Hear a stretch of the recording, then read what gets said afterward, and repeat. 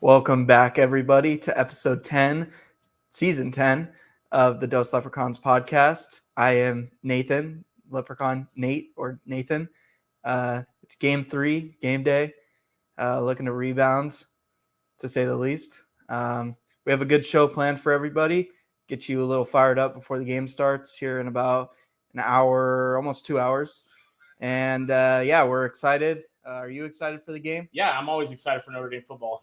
Unlike some people that we had to block on Twitter and Instagram and Facebook and Life who are actively rooting for a Notre Dame loss, which if that's you, you're on the wrong show. You're with the wrong team. It's all about loyalty.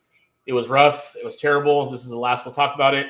The guys are going to rebound as our soon-to-be guest, hopefully here, Jeff Strubaduk, said. We're going to shoot out of a cannon today against Purdue. So should be fun. And again, it's Notre Dame football, and I think we're going to do real well. I do. It's going to be interesting to see who starts at quarterback. I think it's still going to be Riley Leonard. And then from there, we'll kind of see what happens. Hopefully he stays healthy and can throw the ball downfield and keep the defense off schedule and off balance, because if not, they're going to just have 8 in the box, and we're going to have to get creative. Yeah. So, all righty. Like I said, get the ball to your playmakers, and you'll be fine. The team is too good to be this mediocre, I'll say. Agreed. I think they respond in a big way today. I think the 7.5 point spread is so disrespectful. I think it's down to 7, actually. Oh, even worse. It's still so disrespectful. I get it, but I still think it's disrespectful. But, I mean, just block out the noise from the outside and in West Lafayette today, and go handle business and get ready to go. Yeah, I mean, last week was the perfect storm. You had a hungry team that was coming in and wanted to pull the upset. They did. They had a great, perfect, flawless game plan, executed it perfectly. We were coming off an emotional victory, first home game. It was just a perfect storm of chaos, and that's exactly what ensued. And it was a tough day, and hopefully we don't have that repeat ever. But it's really unfortunate to hear how some people reacted, but we're gonna get over it, and hopefully they will too, and hopefully people jump back on, and we'll get a victory. So let's see. So far, we're waiting on a couple people to join us here. We're supposed to have Tim O'Neill on. He's the author of the book Every Play, Every Day. He's a former walk-on at Notre Dame, and has a really great book out. If you haven't read it, it's great. It's out right now on Amazon and several other sources. I'm sure we'll talk about that when he does join us. And we'll also be joined by Jeff Strubaduk, one of our writers at Dose Leprechauns, one of our contributors. So wait for those guys to jump on so we can kind of get into. Oh, there's Jeff right there. Let me add him to the stage. Give us 1 second here. Okay, Jeff is on. What's going on, guys? Can you hear us, Jeff? I think you might be muted. Mike. Hey, go ahead. Can you hear me?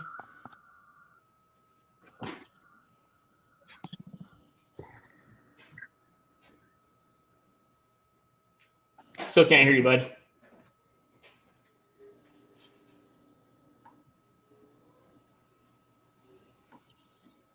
Let me.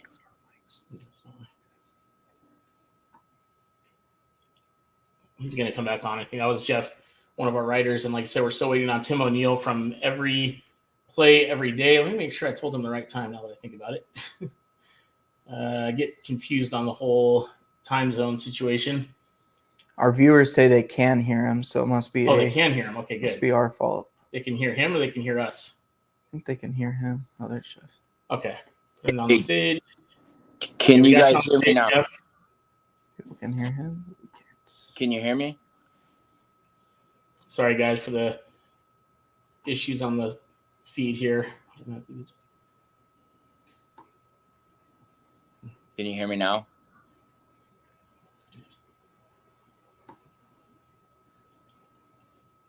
Okay, so Jeff, they can hear you, so not sure why we can't hear you. But let's see if we got a mic volume here issue. That's all good. Let's take off the mics. Okay, we're gonna take out the mics. We'll plug these mics since somebody thought I was causing us issues here. Sorry, everyone.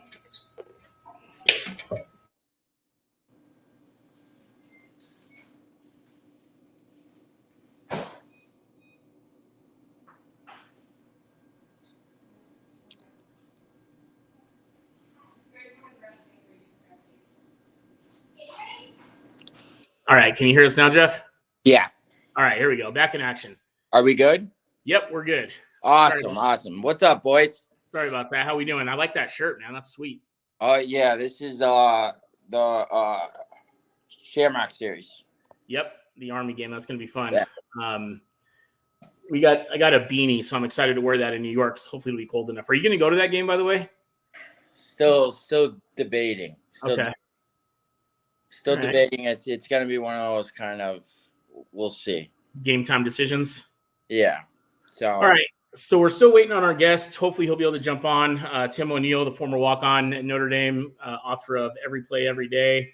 Might be just having some technical issues like we were earlier. But let's get right into the game against Purdue today, and then kickoff's in just about 2 hours.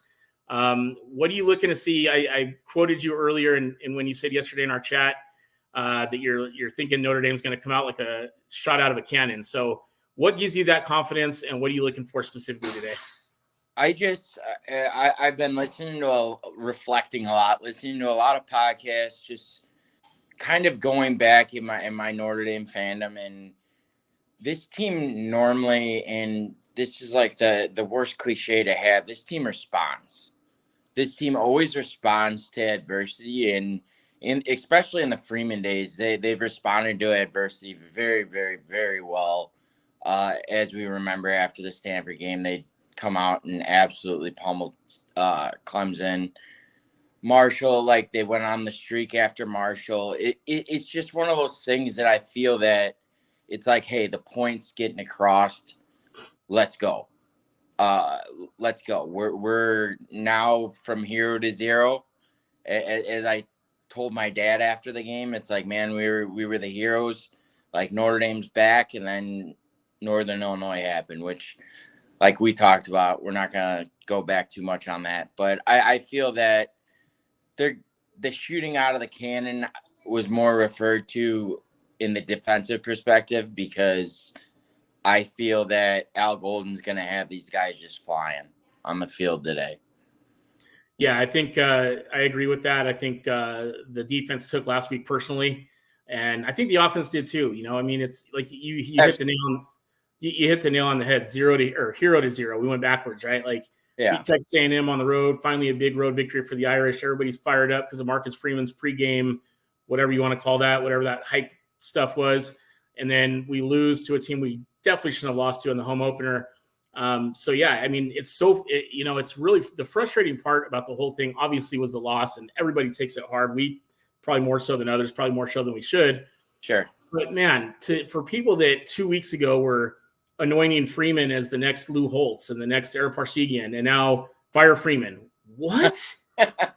Like that is, there's no sense in that whatsoever, because you fire a guy like Freeman, and that puts you back in every single aspect of possibility in the program. Recruiting, momentum with your guys that you have. These guys will run through a wall from, as you very well know.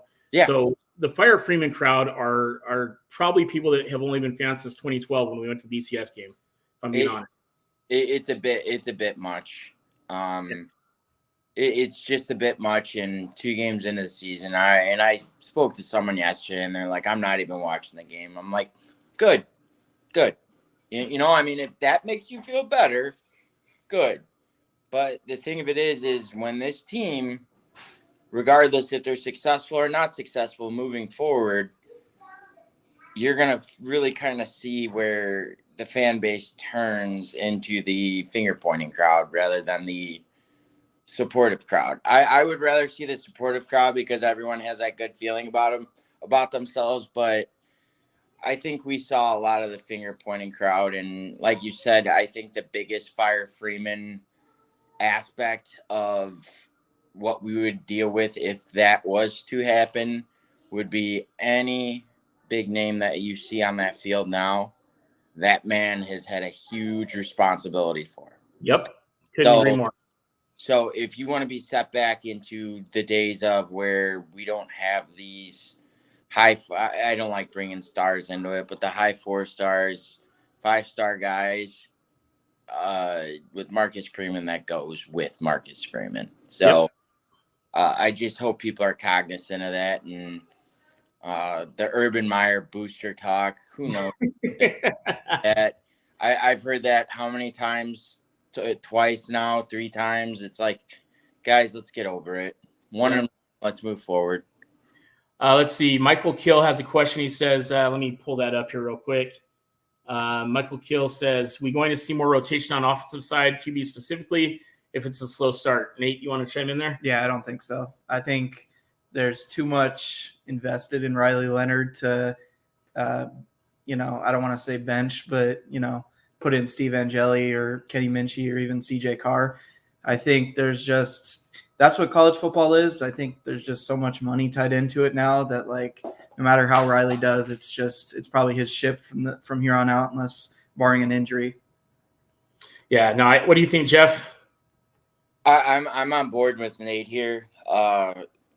We got Riley Leonard as an investment, and I know we've been talking about this in the chat, and it's the ROI. And 2 games into the season, going into game 3, I think there's still time to see an ROI in Riley Leonard. And we lived and died by this sword last year with Sam Hartman. If you guys don't recall, I don't remember, I would love to see more of a rotation from a standpoint of get guys in there. Like, I would love to see JD and Jeremiah Love get a lot of bulk of the carries. I'd love to see some new faces on the offensive line as a challenge piece. But as far as quarterback goes, I don't think we're going to see anything drastic unless if Riley happens to get hurt or if things go really, really bad today. Brett Boyson has a good point here that I want to address. He says, when will our tight ends show up big? We need them. We're getting stacked at the line of scrimmage. I think today's the day that Mitchell Evans is going to be ready to be 100%. And I think you'll see some Eli Reardon in and maybe even some Flanagan. But I do think today is going to be the day that we finally get those tight ends free to do what they do. You saw Mitchell Evans had a great catch last week. Yeah. He's just a freak of nature, but he hasn't been 100%. I don't think Riley's been at 100% since the beginning of the season. And especially now with the torn, whatever it is, or whatever happening. Yeah. So, that's going to affect how you can plan. And we're by no means are we Riley Leonard apologists, but I think at the end of the day, we as fan group and other Notre Dame chat groups, Notre Dame, media outlets, whatever, they're around the team, 25% of the time during the week, maybe not even that. Freeman, Denbrock, Coach Goodell are around the team 100% of the time. Well, sure. Most of the time.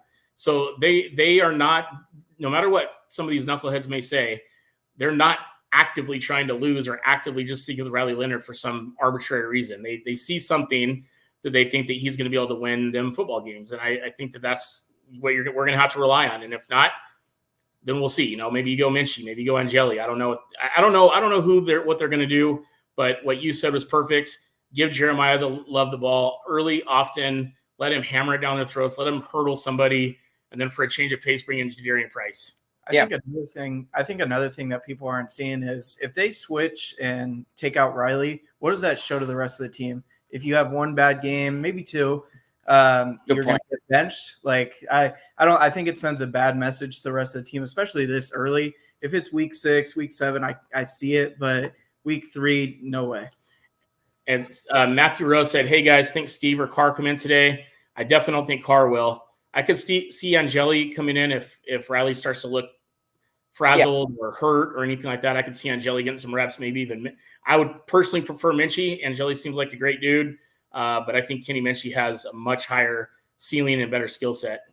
And one of the other things to note on Brett's comment was, where have the tight ends been? We have been throwing out. Denbrock's been throwing out 5 wide sets. And sometimes the tight end has been lining up in the slot. I did see Cooper Flanagan, I think, once out there, and Mitchell a handful of times. That is probably my biggest pet peeve right now, is going away from the Notre Dame double tight end set. I would love to see that show up today, because I think that's Notre Dame football at its finest, especially when we're going to be seeing 6 to 7 guys in the box every single time, 6 to 7 guys blitzing. I think we do need those extra hands there for our tackles. So, Brett, I think it's just been a schematic. It's been schematics where Denbrock was running his offense based off of their talented receiving core at LSU. And we got to kind of wake up to the fact and remember what Notre Dame football is. Yeah, I want us to be a power team, and I know our other colleague, Benny the Tank Grimm, would love us to be nothing but power. Obviously, you have to mix it up. And here's the thing. Coach Denbrock didn't forget how to coach in a couple months. There's been some weird things happening. Again, the emotional layover, the emotional hangover, I should say. I think, again, perfect storm last week. Now, Brian Campbell says, I don't think it sends a bad message. Talk about benching Riley. Either you have the arm strength or you don't, and Riley doesn't. So we'll see, Brian. I hope you're wrong, but you could be right. We're not Riley Leonard apologists. We want to freaking win football games, people. So if that means that the coaches say, hey, Riley, grab some pine and go with Minchie or Angeli, then so be it. We just want to win games, but let's see what happens today, see what they do, see what they come out with. Let's see, James Nalazuski. Sorry if I got that wrong, James. This is kind of what your point was, Jeff. Rumors are floating that Indy boosters have reached out to Urban Meyer. Have you heard anything about this? And what are your thoughts? I think it's a bad look, and he's the wrong person for Indy. I personally couldn't agree more, James. I know Urban Meyer is always a name that is floating around. But I think he is not the direction we want to go in. And let's be honest, would the admissions allow a guy like Urban Meyer or Nick Saban or some of these big dogs to do what they've done at their other stops? Not a chance. So I think it should be a moot point right now. And I feel like we're jumping to some drastic conclusions. 1 game in, 2 games in, 1 loss in, excuse me. And Marcus, we got to remember Marcus is on a 6-year contract.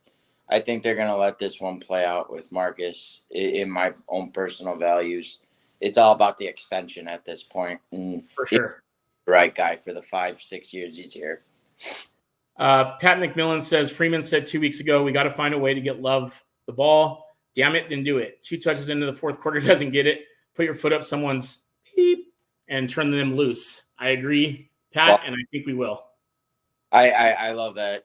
I mean, there's no reason that our running backs shouldn't get 20 to 30 carries to today. Totally. All right, so we were looks like Tim O'Neill is on with us. Tim, how you doing? Can you hear us? Yes, can you hear me okay? Yes, we can. Thank you so much for jumping on. Sorry if there was some time confusion. I get the West Coast, East Coast, Central Coast, Mountain Coast. You were absolutely right. I was wrong, and I was coming from my son's football game, so I was coming in hot. I didn't even have a chance to shower, but we're here, and we're fired up. We're ready to go. Well, I'm glad you did your hair. It looks wonderful. I know, that's one advantage. Advantage. So, Tim, we're going to kind of stick with the looking ahead to Purdue, and then we'll get into your career at Notre Dame and your book and all that. So, again, thank you for joining us. Appreciate you taking the time. We've been talking, so we have Jeff Strebeck on. He's one of our writers at Dose Leprechauns as well. And then, of course, Nate and I. We've kind of given our thoughts. I'd like to hear your thoughts. What do we need to do this week to bounce back after the debacle of last week? I think we need to not panic. There's highs and lows in the game of football. And Northern Illinois, they played well. They played better than us. It wasn't a fluke. They flat out beat us. So you go back to the drawing board. You go back to all the things that you worked on in the offseason, and you just play your game. That's why football is such a great game. You can have a team that not many of those players were recruited by Notre Dame, but they believed in themselves. They believed that they could get it done, and they took it to us. And so, how much pride do you have in the game of football and how you approach practice? And let's go get a win. Let's not panic. The season's not over.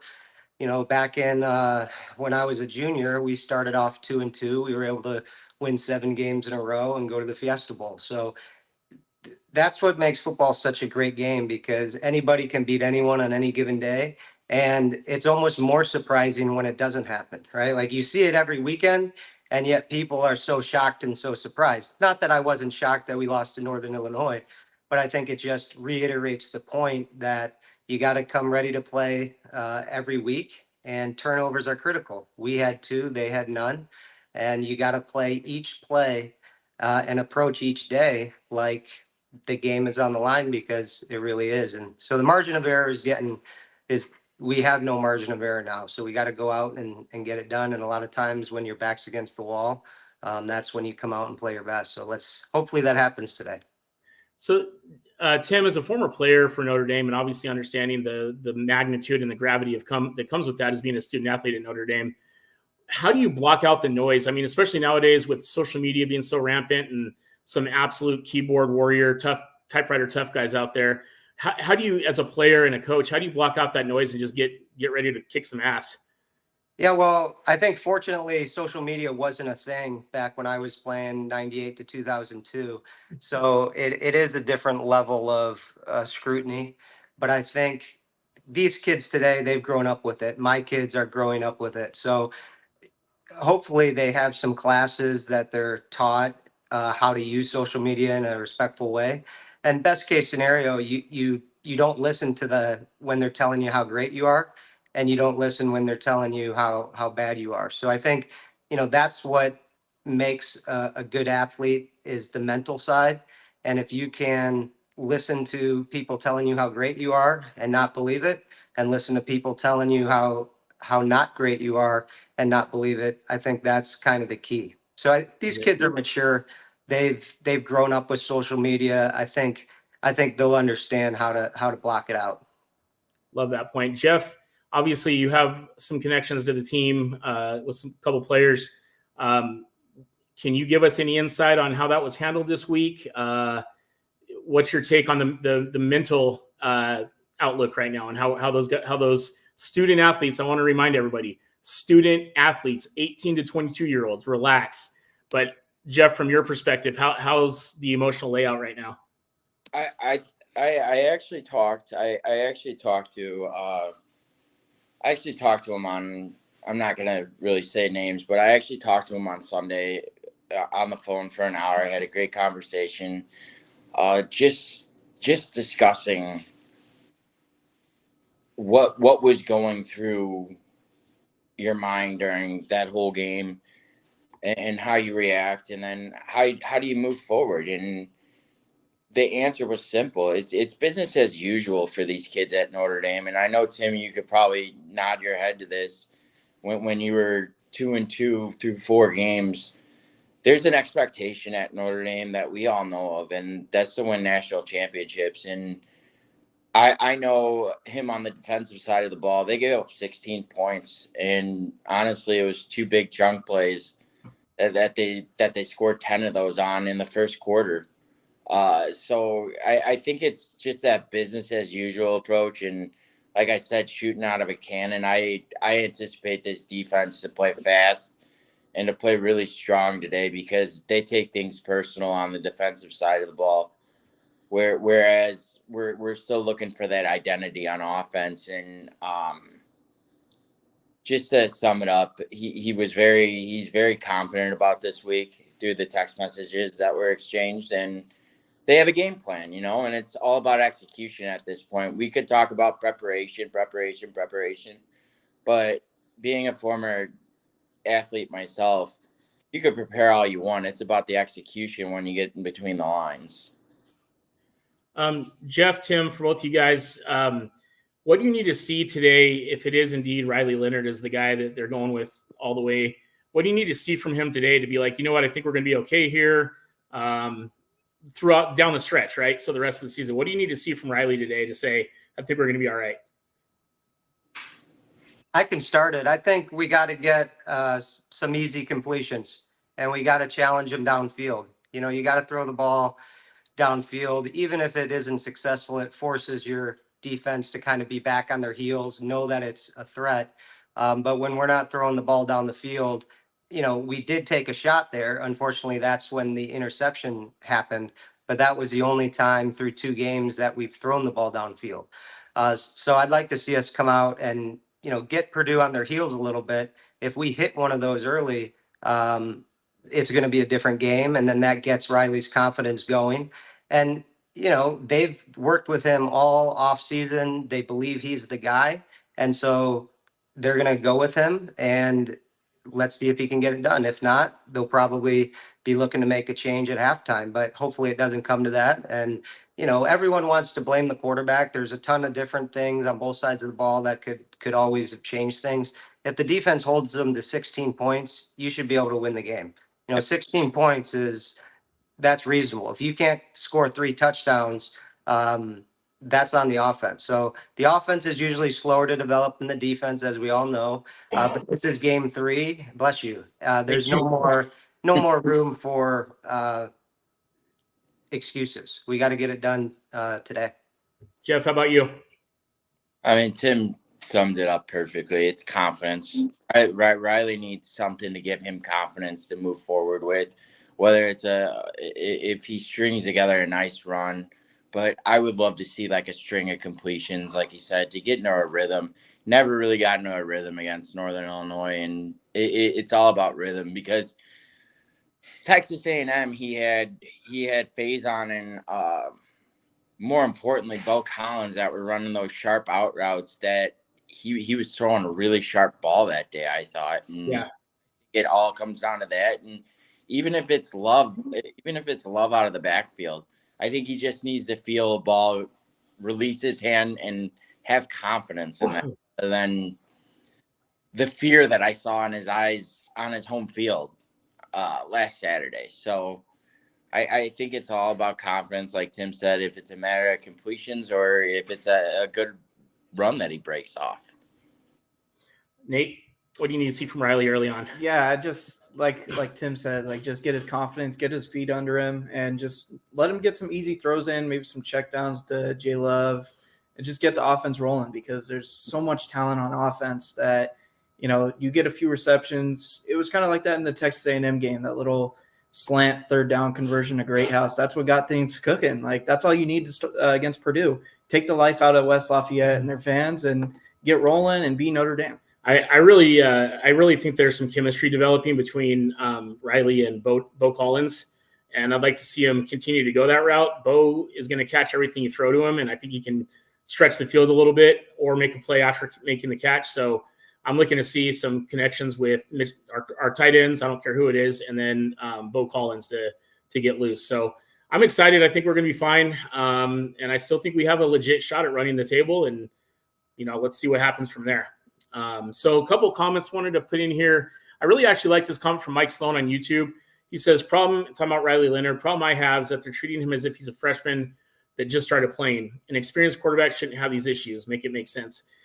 I feel like that's a valid point. And, I still am going to stick with the fact that I think he is hurt, and I'm hoping that I'm wrong and that's not going to influence the way he plays today. But like Tim said, if things aren't clicking and we're not able to move the ball at all, then I think we are going to see a change at halftime, and I think it'll be warranted. So good comments, guys. Brett Boyson, Riley isn't good on even intermediate throws of 10 to 15 yards. I think he is good. I just think he is hurt.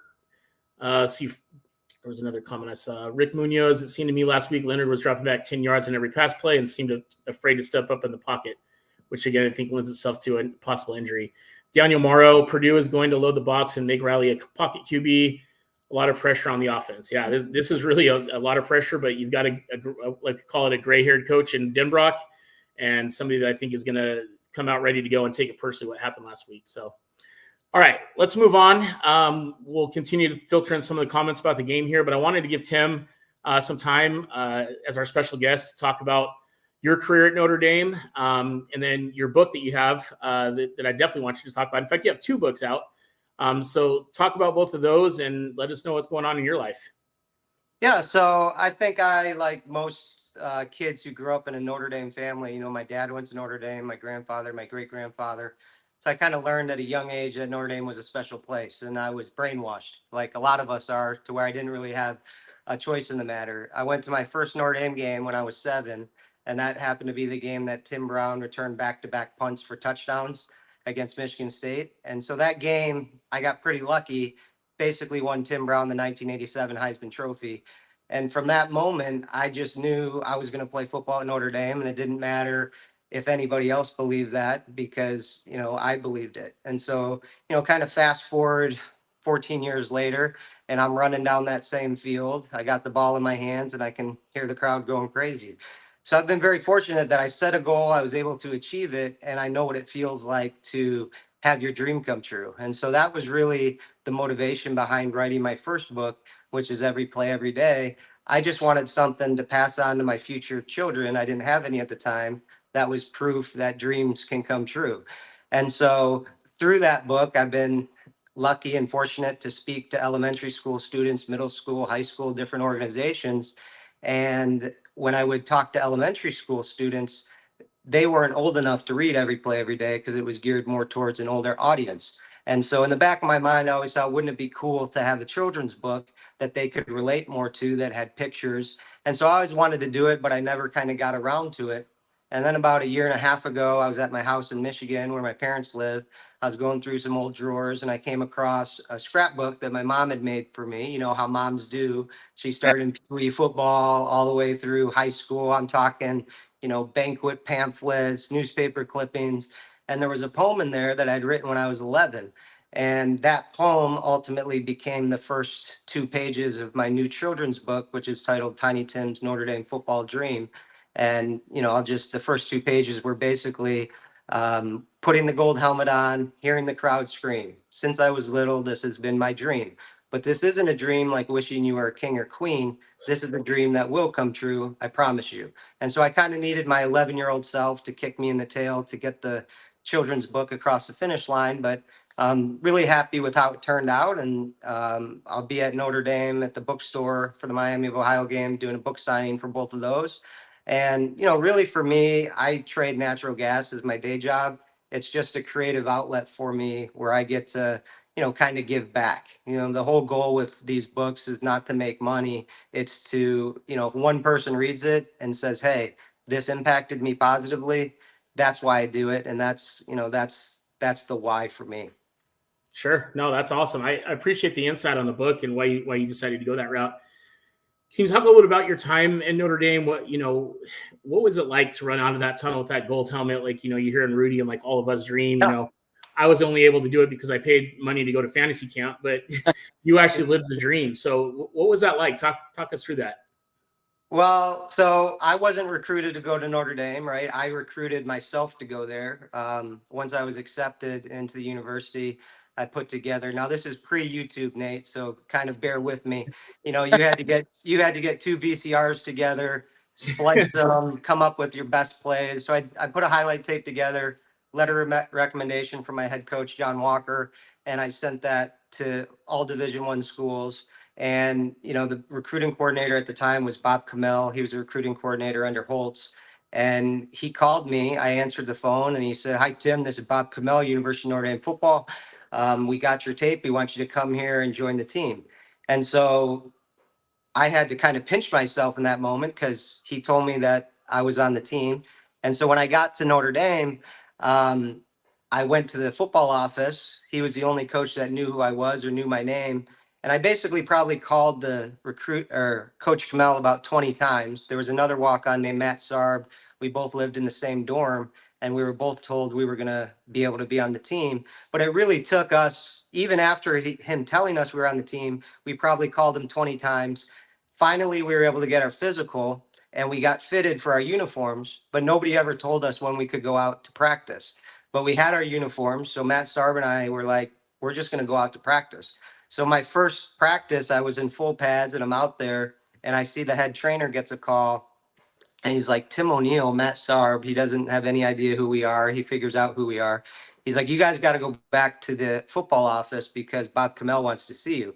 And so we trudge back there and he comes out and he's yelling at us because he's like, it could have been an NCAA violation. You didn't fill out the right paperwork. But I think secretly he was proud of us because we showed the initiative to get out there. So that's how my football career started. And since day one, I ran the scout team running back. So whoever was the starting running back on the team that we were playing, I got to carry the ball, a lot in practice. So I would go against our first team defense, and it was amazing for me because I was carrying the ball against all these guys that I grew up watching.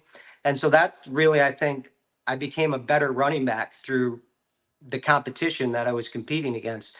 My sophomore year, I had a couple carries against Arizona State as a true sophomore, and that was a big thrill because that was the first time I ever got in the game and got to carry the ball.